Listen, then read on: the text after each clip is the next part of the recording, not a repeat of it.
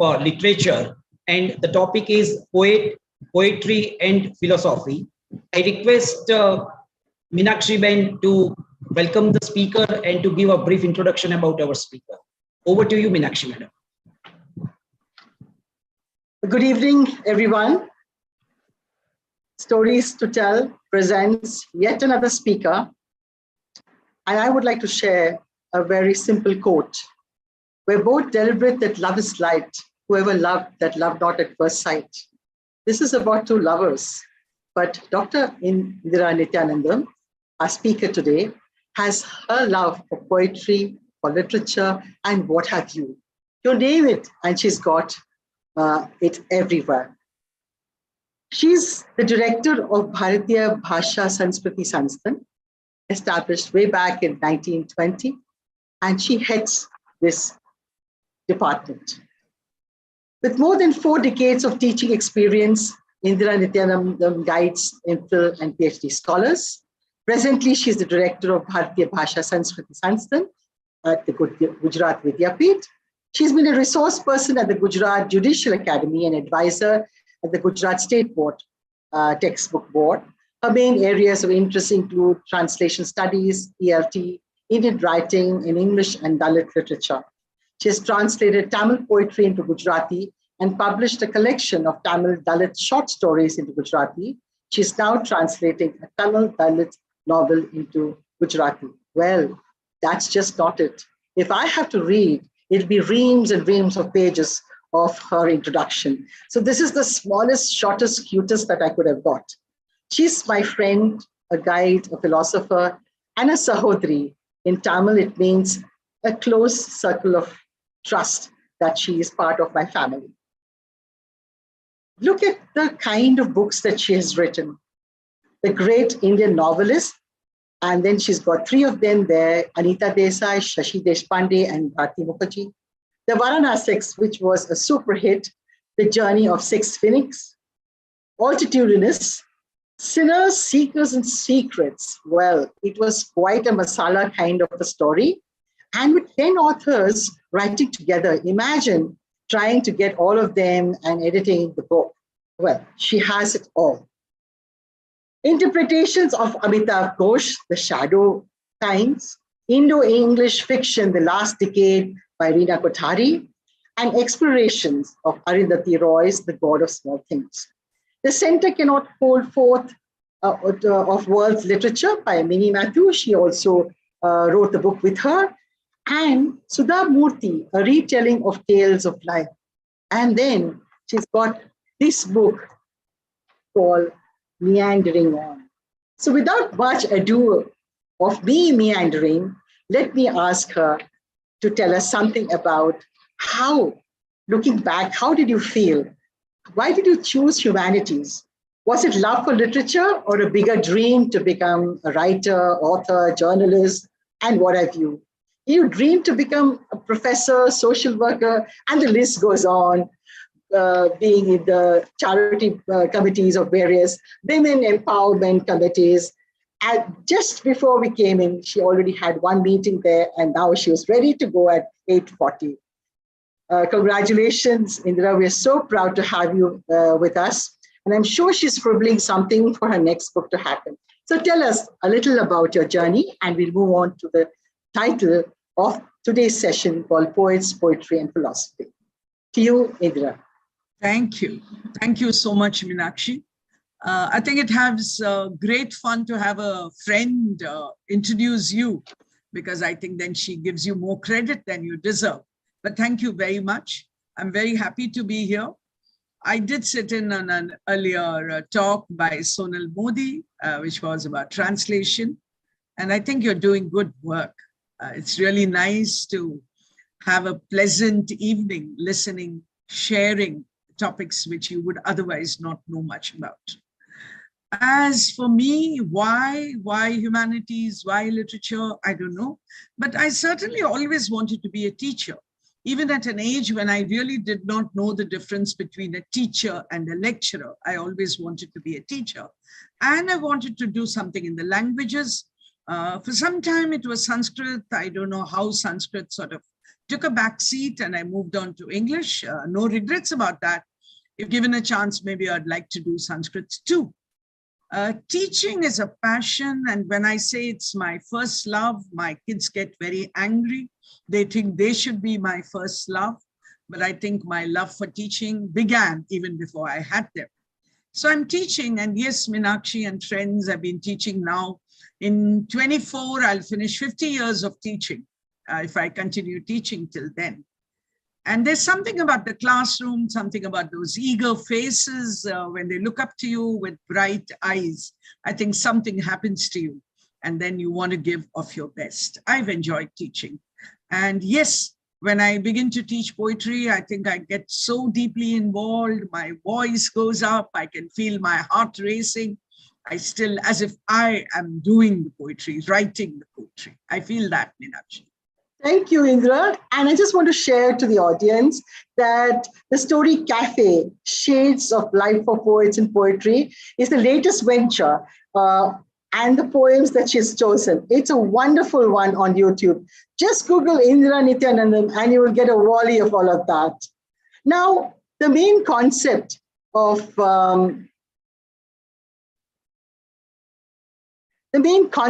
poetry is literature that evokes concentrated imaginative awareness and experience of a specific emotional response through language chosen and arranged for its meaning, sound, and rhythm.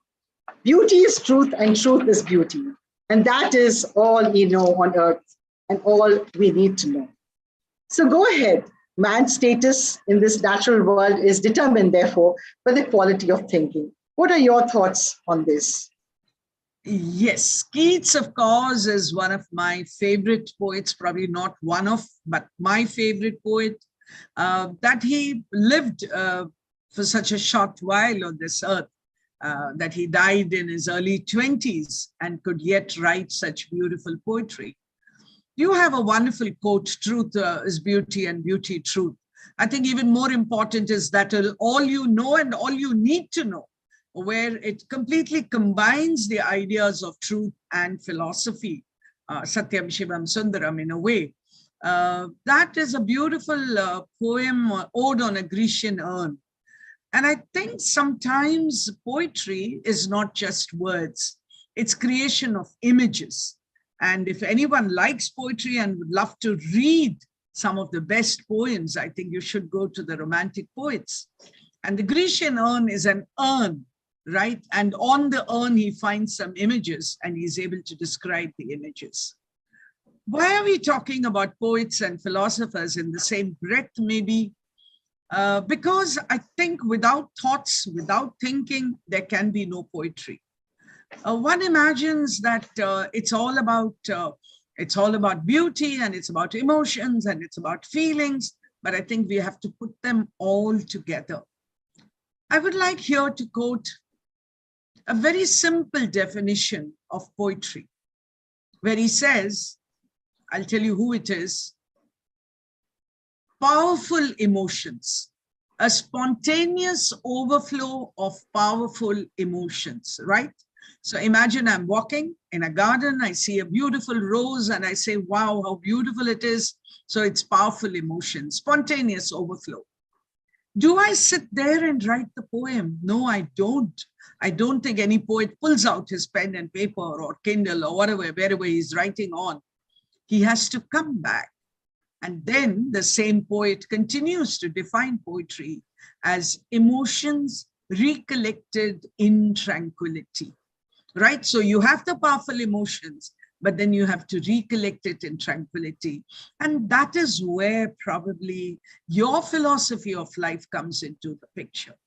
The poet I just quoted, the definition of poetry, is a Wordsworth, and one of his greatest friends and partners in criticism and in writing of poetry, a beautiful collection called the Lyrical Ballads, is Coleridge, who says, no man was ever yet a great poet without at the same time being a philosopher.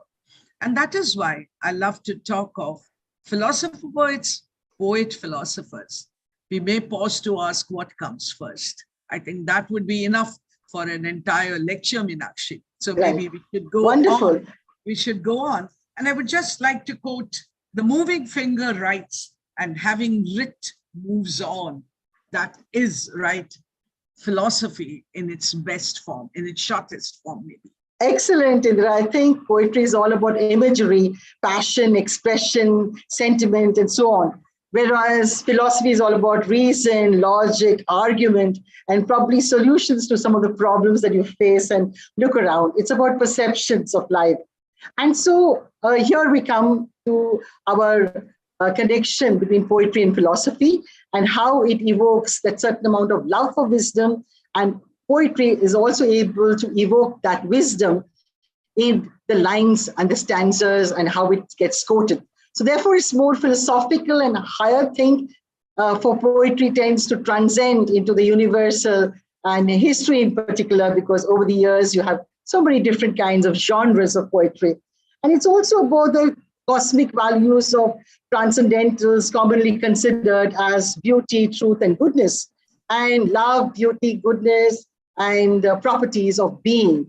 And I think that is something quite interesting. So what is your take on poetry and philosophy and the love for wisdom? Wrongly or rightly, we think poetry is something that everyone can appreciate, and philosophy is something which is beyond most people. I think we're very wrong when you put them into two mutually exclusive slots almost. I would say poetry is something that immediately appeals to you, could immediately appeal to you, whereas philosophy is something which needs a little more thinking.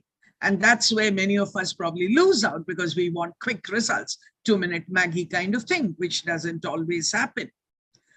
I would insist that poetry should also be heard. When I say heard, you can't always have somebody reading poetry to you, but you could read poetry aloud, because poetry is not only about meaning. Poetry is also about the sound of the meaning. Yeah. So please remember that if you really want to appreciate poetry, read it aloud. And as a teacher, I've always done that. I always say, I won't begin explaining the poem. I want you to feel the poem. So read it aloud. Doesn't matter whether you read it well or badly, doesn't matter at all, but you must read it. Very true. Sorry.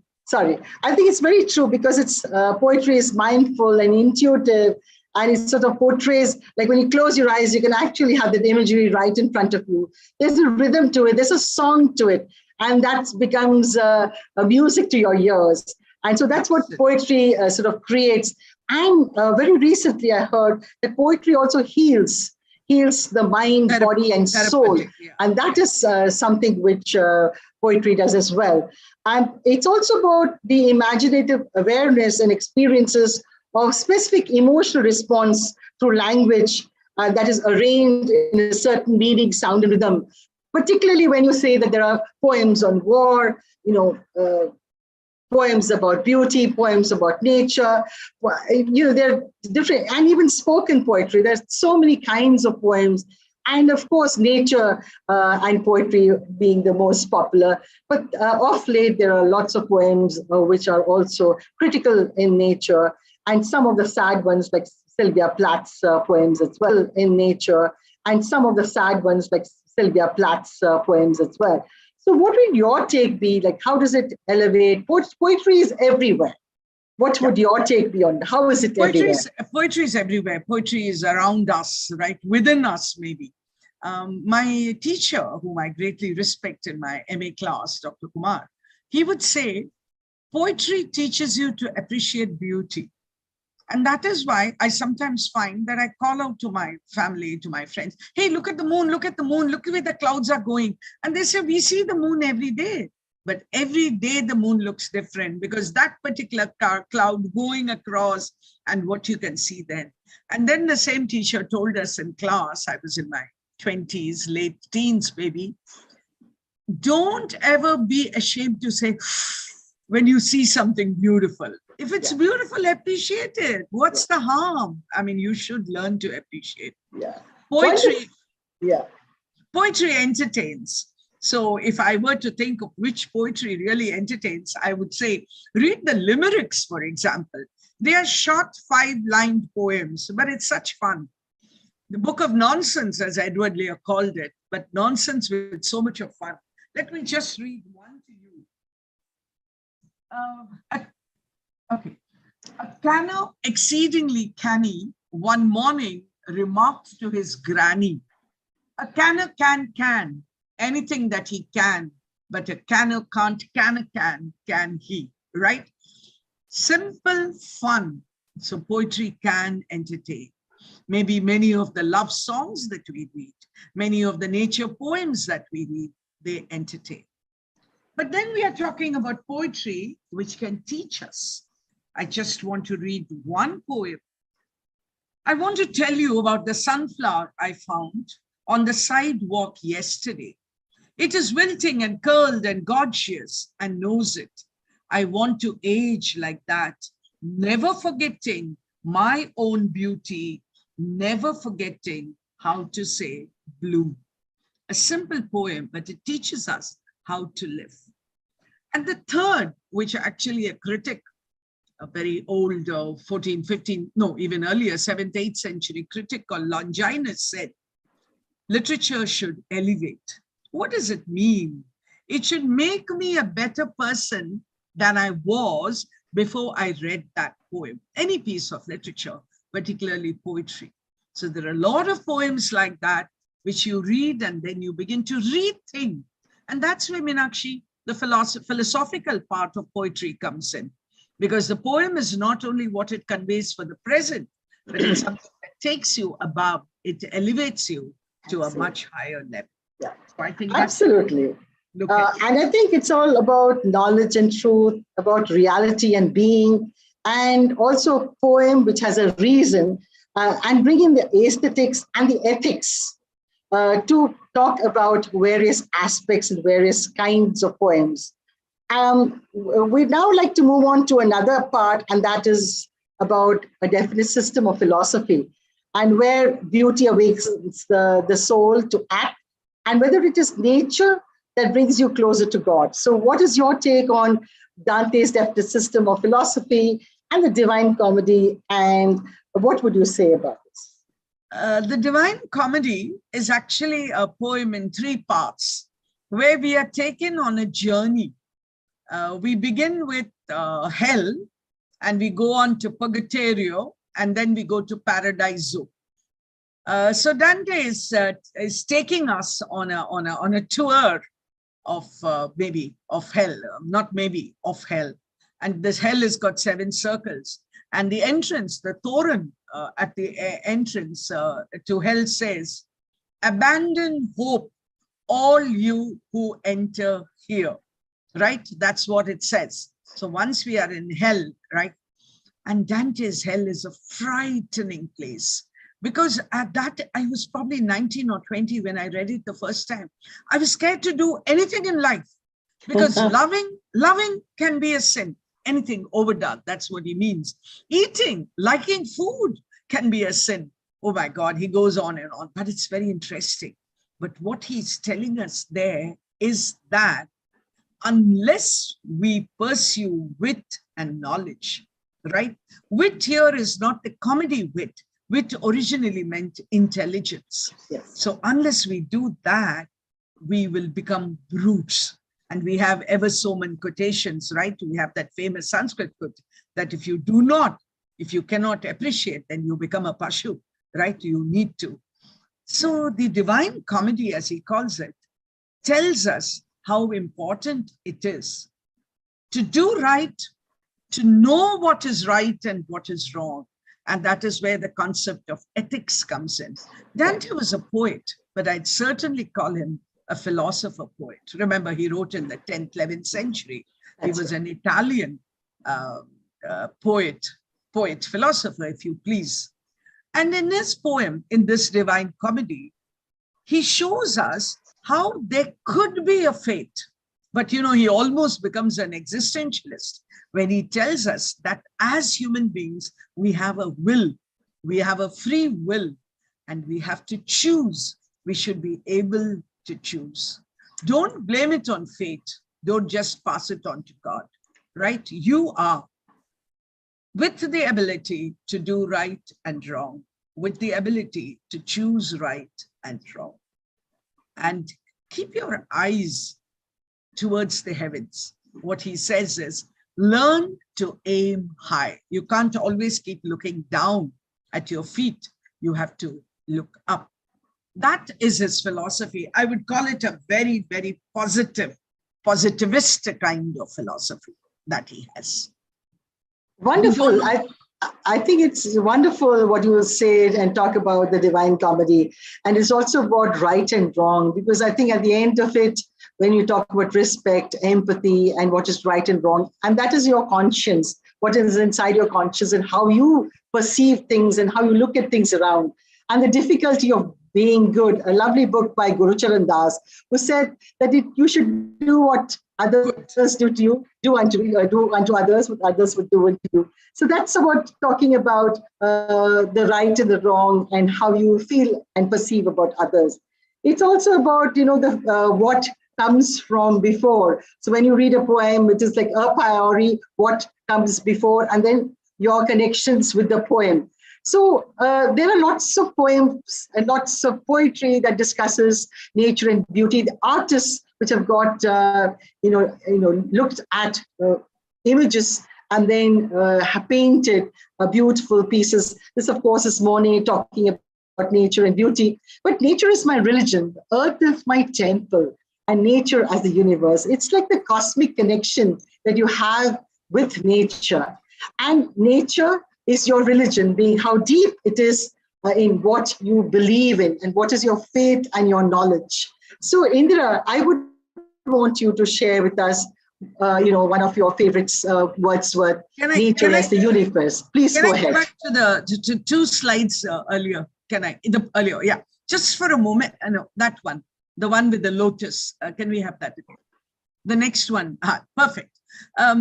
It's very interesting because you talked about painting and poetry. I can't but help talk here about a group of poets who call themselves the pre-Raphaelites. Raphael, as you know, was a great Italian painter. And these people call themselves the pre-Raphaelites. They wrote before Raphael painted, but each one of their poems is like a painting by Raphael. So there was this D.G. Rossetti and Christina Rossetti, his sister, the best known of the pre-Raphaelites. When you look at a painting like this, and you read a poem, you're looking here, but when you read a poem, in your mind's eye, you can see exactly the shape of the leaf, the color of the leaf, where is it slightly upturned. He talks about this girl who's dead. The beloved is dead and she's reached heaven. And this guy here is mourning for his beloved who is departed. And she bends down and he's describing her. I saw 10 daisies in her hair. From heaven, earth and heaven, he could come, that's the kind. So when I saw this, Meenakshi, I was reminded of pre-Raphaelites. There are lots of art, yes. There were lots of artists also who look at poetry and then paint, and they will paint and poetry. So it's amazing that the connection that you have with nature particularly. Absolutely. And yes. So we can go on to words. Yeah, exactly. That's forever. But I would now like to move on to nature is my religion and earth is my temple. And you had poetry as image of man and nature. And how would you make the connections between nature and poetry? And in this cosmic, universe, we're just a speck in this pale blue dot that we are. The blue dot. How would you connect? Wordsworth lived for more than 80 years.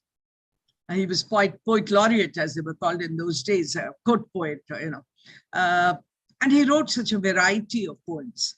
But in poems like Tintern Abbey, he really talks about how nature has meant different things to him at different stages of life.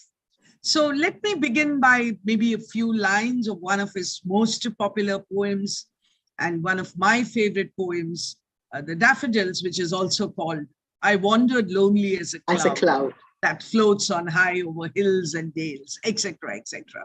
And then he says, 10,000 saw I at a glance.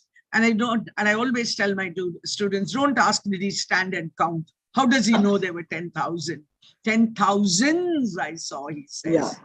But the poem ends with, but oft when on my couch I lie, in pensive or vacant mood.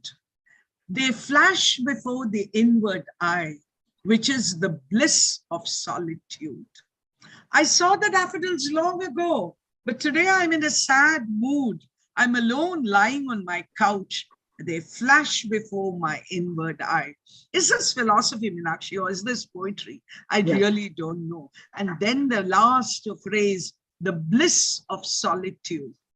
I keep telling myself, I'm never bored, I'm never lonely, because I have poetry. I can always go back and pick up a book of poems. Yes, but we have no time to stand and stare. Yes. Stand beneath the no time boughs. to watch the smile which began in her lips reach the eyes. That's what he says in that poet. Yeah. And Wordsworth says, quit your books, because the world, the one impulse from a vernal wood may teach you more of moral evil and good. We have that here. Okay. Then he says, I was like a deer in my early stages.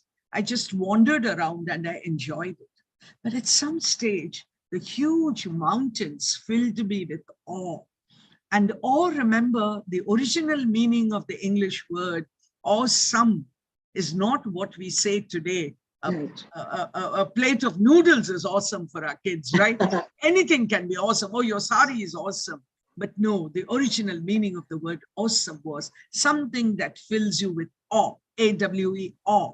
Awe is fear. Fear because of its grandeur. I imagine if Pratyaksha Bhagwan had to come in front of me, it would be an awesome sight for me, right? It would fill me with awe. So when he looked at these huge mountains, he suddenly was filled with fear, filled with awe. What you just said, we are just little dots, the blue speck. And that is where the concept of pantheism. Pantheism actually has one meaning in the dictionary of worshipping many gods, but to Wordsworth, it meant Pan, or the forest god. And therefore, he started looking at nature as God. How shall I say? He found God in nature. He found nature in God. You can put it either way, but wherever he looked around him, he was so much in love with nature, but he respected nature. And remember, he said the guide and guardian, right? So it was, when I think of nature, and when I think of nature as God, then it becomes almost a purification within me. That's what Wordsworth said. And he's a nature poet, my dears. He was a nature poet, but he was a philosopher too, when he said such things. There's another very important line where he says, the child is father of man. Interpret it in as many ways as you can. But he says the child is father of man, because there is so much that one learns from the innocence of a child. I think that too is philosophy. And remember, he was writing in the Romantic age, which began in 1798. So he was writing at the beginning of the 19th century, when England had already witnessed the Industrial Revolution. So in many ways, and of course the French Revolution, etc., but basically the Industrial Revolution, because it did something to nature. And that is why he talks about the still sad music of humanity. The loss of villages, the loss of those vernal woods, the loss of lakes, and, it was a terrible period for people who were in love with nature. And Wordsworth certainly is in that period. In the same period, you have Keats, of course. You have Keats and you have Coleridge and you have Shelley and you have Byron. I could go on, but I want to talk about Keats. And I want to read a very simple poem where we are talking about what's happening. Today, we have all these prevention of cruelty to animals and all that. We have those groups. I don't think they were there. But look at Keats' writing. I had a dove, and the sweet dove died. And I have thought it died of grieving. What could it grieve for? Its feet were tied with a silken thread of my own hands weaving. Sweet little red feet, why should you die? Why would you leave me, sweet bird? Why? You lived alone in the forest tree. You pretty thing, why could you not live with me? The desire to hold, the desire to possess, all about liberty, freedom, and captivity, the contrast, right? So here is Keats in a very almost childlike innocence, talking to the dove and asking the dove why it wanted to die. Wonderful. Goes on in his odes. Yeah. You must read his Ode to Autumn if you really want to see nature, beautiful nature. You must read that.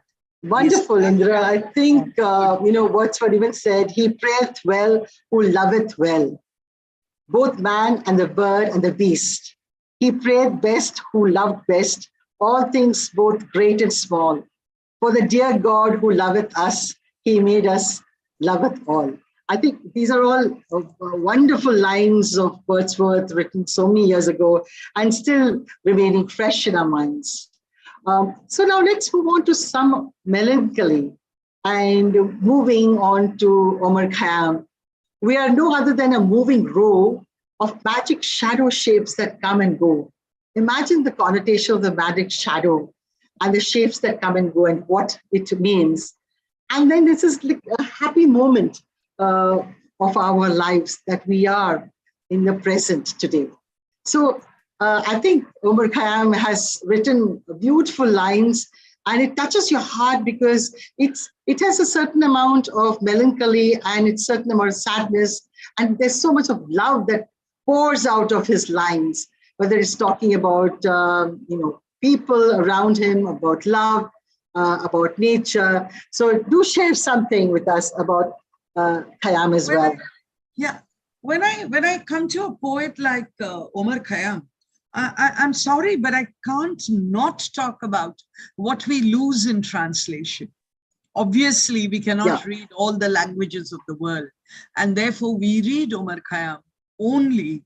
I read it only in English. Maybe somebody reads it in Urdu or whatever. What happens is the cultural connotations that are a part of a poet's experience and therefore come into his life or onto his writings are somehow lost. And so Omar Khayyam always meant love of wine, right?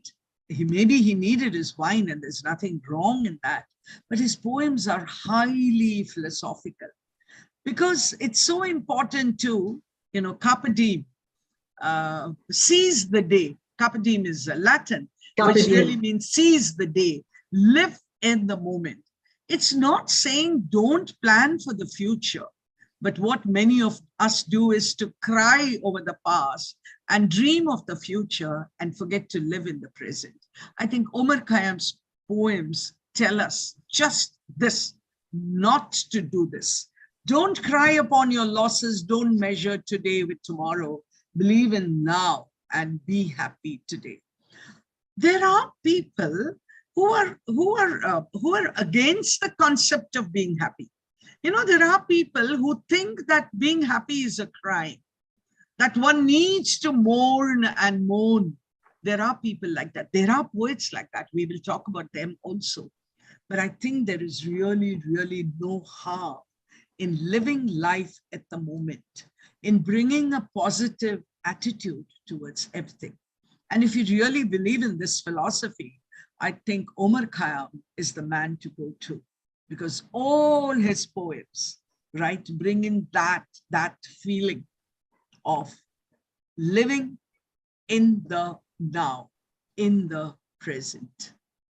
I think Eckhart Tolle has written a lovely book called The Power of Now, which talks about the power of now. It's like an amazing book which sort of shares the same thought as well. Indira, we'd now like to move on because time is running short, but we have so much to learn from you. And we'd like to go on to Walt Whitman, who talks about poetry. Can we pause for a moment and can I read a couple of poems? Sure. Please go ahead. I think, and then we could go back and talk for as much time as we have. Yeah, no, but we are going fine on the time. We're on slide 13. So it's okay. You're fine. So we're talking about the transcendentalist and the realist and making the connection between the two. And Walt Whitman seems to surface very well when he talks about man's elements and the life of man in its entirety. where again he talks about, everyone talks about body, mind, and soul, and looking at things around yourself and anything that gives you immense joy. So how would you share your thoughts on simple poems of Walt Whitman? Again, a very famous poem across school. We've been going through college. We've been learning and studying about him. Your thoughts, Indira? Yeah. A realist is someone who is able to look around and write about what he sees, right? True. Walt Whitman was more than that. In that sense, he could transcend, he could go beyond. And many of you might know that he was greatly influenced by a lot of Indian philosophy in what he wrote. We read Walt Whitman for various reasons, a very important poet of that century, of that period, who is telling us about how every man is a part of the whole, the Homo sapiens, or the human race. You know, you can't separate yourself from the human race. And here, permit me, Meenakshi, to go slightly off what we are talking about, and go to a phrase that Eliot used. Eliot is a poet, and I think we're going to T.S. talk about Eliot. it also. But I want to talk about this since I'm talking about Walt Whitman and his transcendentalism. He uses the phrase tradition and individual talent. Tradition and individual talent. I am a poet. I'm writing today, 6th October 2022. I'm writing in English. When I'm writing a poem, I have these centuries of English poets as part of the tradition into which I'm writing, right? I'm writing, I'm an individual talent. But the moment I finish writing, on 7th October, if Dr. Dhiren were to write a poem, he would have me also as a part of that tradition. Do I make sense? Right? So somehow this entire human race has to be looked at as one. You cannot say, I am writing. You are writing, true. You are a poet. You are a great poet, but you are a part of that tradition. That's so it's like, you know, people with their differences can also be right. And then we are all part of that ecosystem. So that's wonderful. You said what is so nice is the soul is equal to the body. And I really love that sentence where be curious and not judgmental about people and the things around you. I think there's so much of joy when you can just be looking around and just be yourself. I'm large. I contain multitudes. Yeah, multitudes. They're all within me, right? They're all within. Yeah. But can we at this stage, can I read a poem? Sure, please go ahead. Which keeps in somehow in the context of Walt Whitman. This is not by Walt Whitman. This is by a well-known novelist, actually. She called herself George Eliot, sadly. She thought if people knew she was a woman, she wouldn't be appreciated. So she took on a male name. But I'm not talking about her fiction. Meenakshi invited me again to talk about the novel.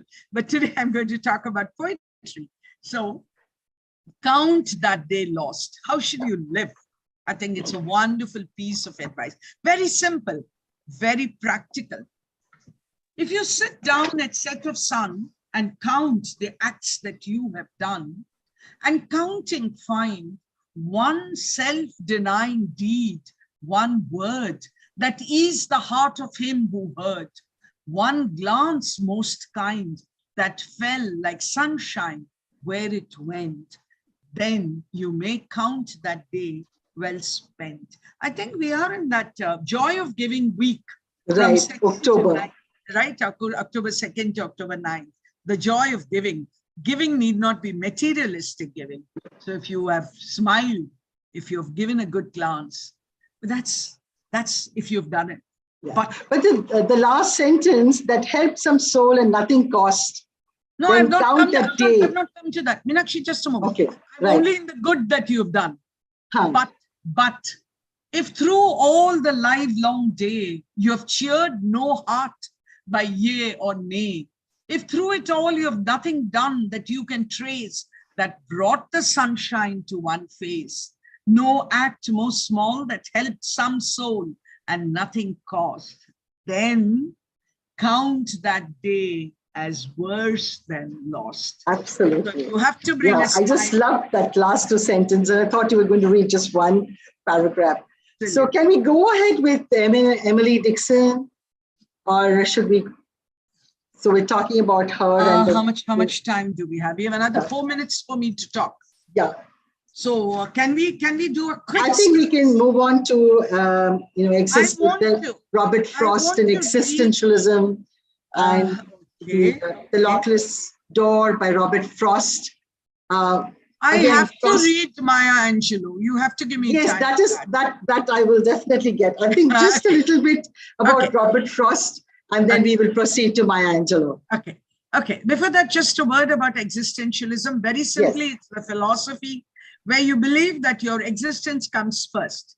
I am, right? Therefore, I exist. And then trying to get meaning out of it all, right? So we are looking at people like Sartre, maybe, or Boer, or Simone de Beauvoir, and we are looking at Hildegard, right? Ever so many of them you could think of when you think of existentialism.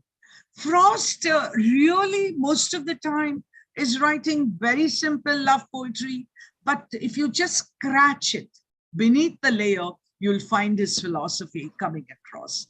Otherwise, he lived in New England, and he was one of those people who took the risk of not doing a job, thinking that his poetry will get him enough money. And all of us know about the two roads that diverged in a wood, or many of us know about miles to go before I sleep. Even Pandit Nehru had that as his motto, right? Promises to keep and miles to go, though the woods are lovely, dark and deep, but I have promises to keep and miles to go before I sleep, and miles to go before I sleep. So I think, Indira, what I'll do is I'll go on to poems by Tennyson, because again, it talks about a little bit of naturalism, that all beings and the events in the universe have got that innate quality and inherent characteristics.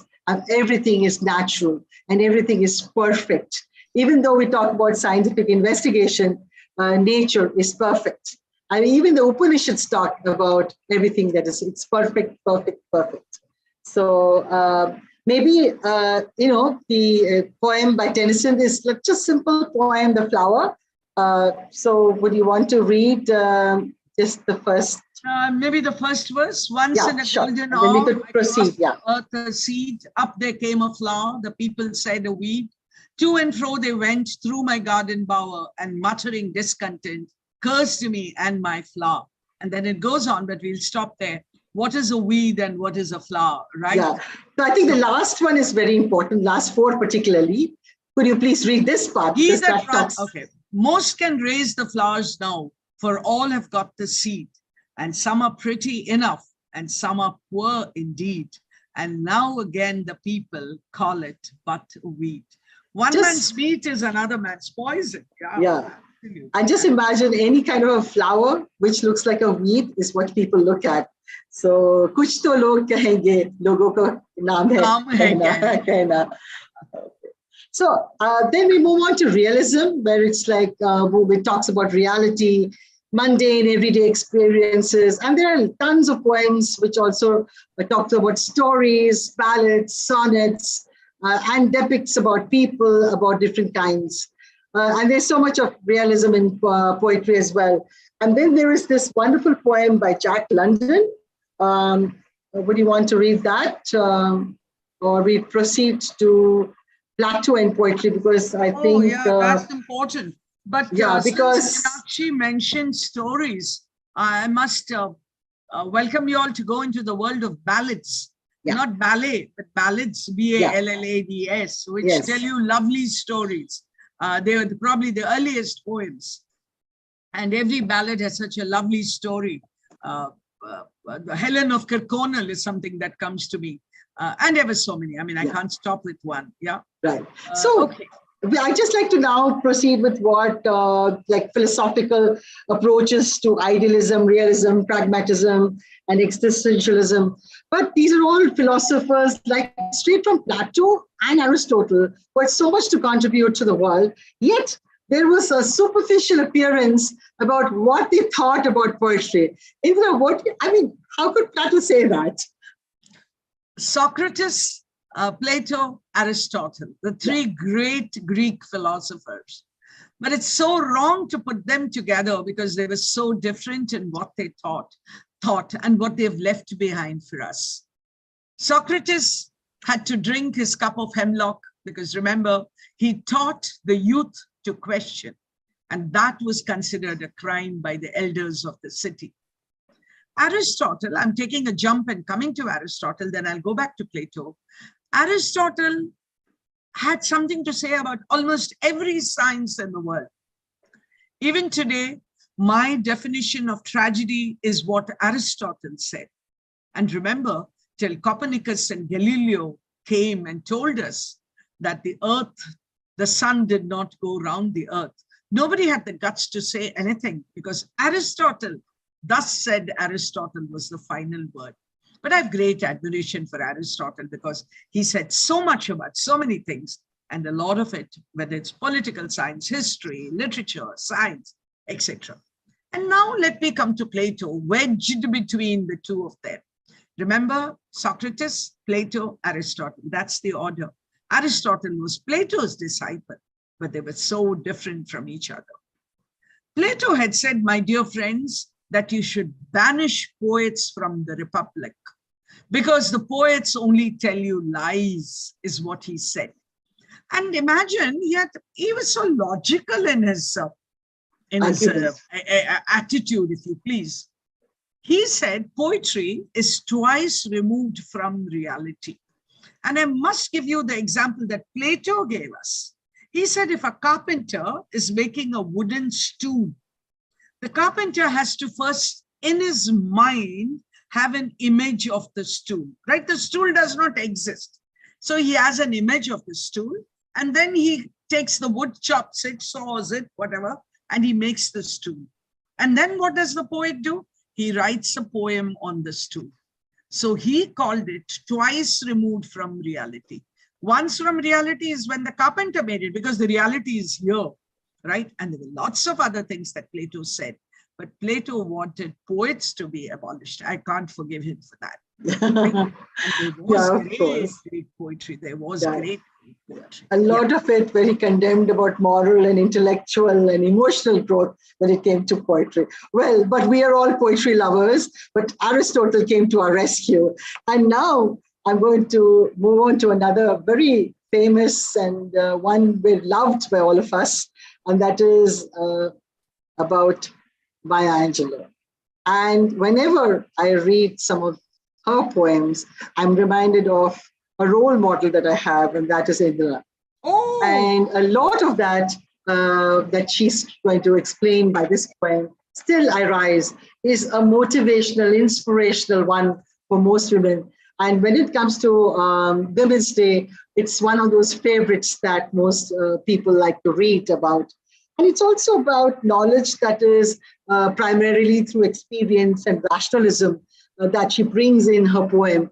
And it's a very matter of fact that she explains that even with gender bias, that you can still rise. So Indira, please, Still I Rise. Both racial and gender. For her, it's, doubly racial as well. There are two poems, actually. One is called Still I Rise, and the other one is called Phenomenal Woman. Both of them are absolutely brilliant. So, Meenakshi, with your permission, I shall read the entire poem, Still I Rise. Yes. Just one verse of Phenomenal Woman. Right. Okay. So, you may write to me. Please remember, she's a Black, what we call Afro-American today. She's a Black woman. So we have to also remember that she comes with all that history of slavery and all that was done to the slaves, obviously the Black slaves in the US. You may write to me down in history with your bitter, twisted lies. You may trod me in the very dirt, but still, like dust, I'll rise. Did you want to see me broken? Bowed head and lowered eyes, shoulders falling down like teardrops, weakened by my soulful cries? Leaving behind nights of terror and fear, I rise. Into a daybreak that's wondrously clear, I rise. bringing the gifts that my ancestors gave. I am the dream and the hope of the slave. I rise, I rise, I rise. I think in the 3 times of I rise, I think she's speaking for herself, she's speaking for her race, and she's speaking for the world. She's speaking for all women. And just one last verse from Phenomenal Woman. Yeah. Just to interrupt you there, I must say that Indira is a phenomenal woman. So yes, please. Oh my God. Okay, thank you, Meenakshi. But this is Phenomenal Woman from Maya Angelou, by Maya Angelou, and this is the last verses. Now you understand just why my head's not bowed. I don't shout or jump about or have to talk real loud. When you see me passing, it ought to make you proud. I say, it's in the click of my heels, the bend of my hair, the palm of my hand, the need for my care. 'Cause I'm a woman, phenomenal woman, that's me. She's the hope for the Afro-American. So Indira, I think that's beautiful. And I think people, I'll just stop share right now, and it'll be time for all of us to ask questions. And you can raise your hands. There's a little icon over there where you say show captions. You can raise your hands, and then Dr. Dhiren will ask you one by one, and we will continue with the question hour session. So any questions on poetry and philosophy, please ask Dr. Indira Nityanandam. Yes, Dr. Dhiren? I would like to start, Dr. Indira. What is the effect of age of the poet on the poetry? Does it really affect the young poet and the seasoned one, or like the one in the 5th or the 6th decade? Does it really make any difference? I guess not, because most poets take on a persona. And I want to give you an example. You can go back and read it. It's called the Love Song of Alfred J. Prufrock. It's by the poet called T.S. Eliot. So this man is 60 or 70 now in the poem, and he does not know whether his love will be reciprocated. So it's called the Love Song of Alfred J. Prufrock. Eliot was 22, Dr. Dhiren, when he wrote that poem. So he could go into the body and soul of a 60, 70-year-old and imagine, when I'm so old and nobody loves me or nobody will love me, you know, the age at which I am, I can begin to worry. But he was 20 and he could write. So maybe not. If you're really a good poet, you can have what is called a vicarious experience, right? And therefore you can imagine where you are not yet. Thank you. Anyone else? You could ask questions. Yes, Yeah, Mrs. Srinivas Rao. Yeah. Yes, sir. You need to unmute yourself.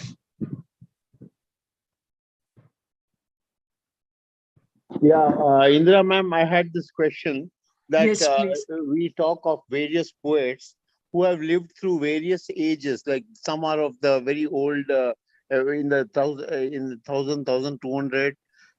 I think Khayyam is of that era, and then we have Wordsworth, who was more recent. But in these whole periods of time, language itself has undergone a sea change. So does it make a difference in our interpretation of their poetry? Yes, yes, Dr. Rao. Actually, English has developed over the centuries. So there is a poet of the 14th century called Geoffrey Chaucer. If I were to read Chaucer today, Dr. Rao, I would need an English translation. So when I'm reading Chaucer, I buy a book where on the left-hand side is Chaucer himself in Chaucer's own language. And on this side, I have the English. Yeah. But when I go to a writer like Shakespeare, who's about 200 years later, the language is different. And there may be some words which have changed in meaning. Today, they mean something else. A very simple word, because I'm thinking of Shakespeare, I'm giving that word. The word mistress meant beloved, or it also meant the female of master. Whereas today, we cannot talk about my mistress because the meaning has totally changed. So Yeah. sometimes it's important to understand what that word meant there. Right. Otherwise, from the 16th, from the 17th, 18th centuries, Dr. Rao, you can read any poem and understand it quite well. There won't That's be right. much of a problem. How would you recommend, what would you recommend me to start reading if I want to start exploring poetry? It's an ocean. I would suggest, it's an ocean, but easy to understand and easy to appreciate. I would advise you to buy a book like the Faber Book of English Verse, which is like 400 years of English poetry. Maybe Oh, they've wow. got about 150 poems. No, they've got 150 poems. But the advantage is, Dr. Rao, you should not begin on page 1. You should just turn the pages and stop at any page, right? Right. And you can go forwards and backwards. So Right. you look, or you're looking for a particular poet, then you can find him there also, right? You know, Right. so a book like that, not take up a book by one poet, That's because right. then you might not like him, and then you might not like English poetry at all. The poetry at all, yeah. Yeah. Yeah. So Mr. Srinivas, Mr. Srinivas, you can also go to www.poetry.com and you will get a whole list of all the poems with the year in which they that's started wonderful, isn't and it? tons of poems. Yeah. Right. Poetry.com. Yeah. Sorry, but I'm old-fashioned enough to think that still I don't feel the pages in my hand. I I'm not reading. Yeah, Sorry. I think- smell the pages. Yeah. Yes, Yes. we do have a take on that. All right, so I think Thank you, ma'am. as many stars as you have in the universe, you can have that many poets. Tomorrow you can write poetry yourself. There's nothing stopping you from writing poetry. It's just putting your thoughts together, closing your eyes and thinking and feeling the joy of writing. So I think that's really wonderful. Dr. Dhiren, anybody else would like to share? Yes, Yeah. Dr. Shrenik is here. Yes, Dr. Shrenik. Please unmute yourself and. Yeah, it was a wonderful, depiction of poetry. I think in this romantic weather, I think it is very befitting. Okay, I just wanted to ask that in our school, even in English literature, they don't give that much importance to poetry, because I think all these poetries require a lot of understanding, and interpretation is different from person to person.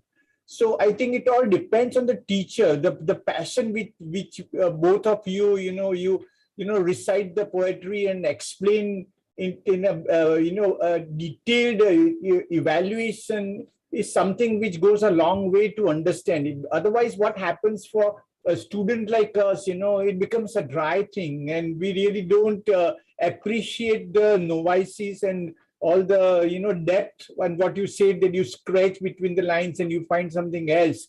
So those things are lacking. So I think right from the school days, if you really have interest, and if you have good teachers, then probably it would go a long way. Otherwise, prose, everybody would enjoy, but poetry, I think very few people can understand and relish it. So what would you suggest, that what can be like, what would make us, take more interest in poetry, Yes, Dr. Shrenik, I think the first important thing is to read poetry aloud, as I said in the course of my lecture, because poetry is also about the sound of poetry. Right. And it won't happen very soon in our country. But if you can stop thinking only of the exams, I'm talking of the students, right? Then you will be able to appreciate poetry much more. Yeah, I think that's a major block. Yeah. So I think it's. Is it time, Doctor? So it's it's already 10 o'clock. And so I think I to end this lovely session given to us by Dr. Indira Nityanandam, I would say, hear now a song broken interludes, a song of little cunning, of a singer nothing worth. Through the naked words and mean, may ye the truth between, as the singer knew and touched it in the ends of all the earth. This is by Rudyard Kipling, and that's what it's like. The singer, like Dr. Indira, knew all about poetry and philosophy, and we really appreciate the time you spent with us and Stories to Tell team. Thanks you for being with us this evening. Thank you so much, Dr. Indira Nityanandam. Thank you My so friend, much. Thank and you. my guide, and my sahodri. Thank you. Thank you so much. Yeah, Thank you. bye-bye. Bye-bye. Good night to all. Good night.